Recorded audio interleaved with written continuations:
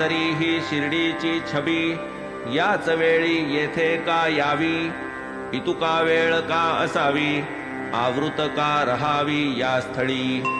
असो ऐसे होता निश्चित, घेऊन या ती छबी समवेत, माधवराव आणि दीक्षित निघाले आनंदित मानसे। तेच रात्री भोजनोत्तर दोघेही गेले स्टेशनावर, भरोनी दुसरे वर्गाचा दर, तिकीटे बरोबर घेतली।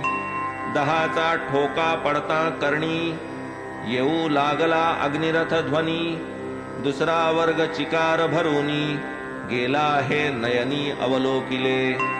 प्रसंग ऐसा येऊनी पडता, दोघांसी लागली दुर्धर चिंता, वेळही थोडा उरला आता, करावी व्यवस्था कैसी पा।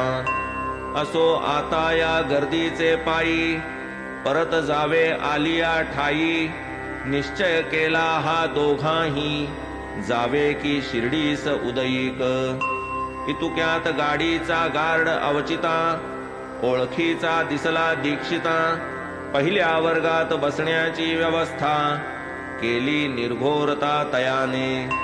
पुढे गाडीत होता उपस्थित, चालल्या बाबांच्या गोष्टी मनसोक्त, माधवराव कथित कथामृत, आनंदे ओसंडत दीक्षित।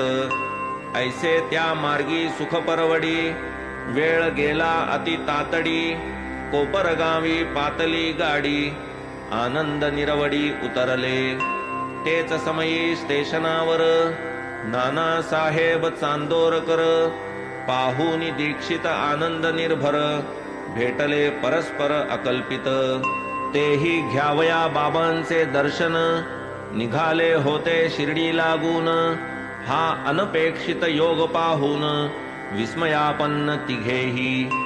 मग ते तिघे तांगा करून, बोलत चालत निघाले तेथून, मार्गात करून गोदावरी स्नान, पातले पावन शिर्डीत।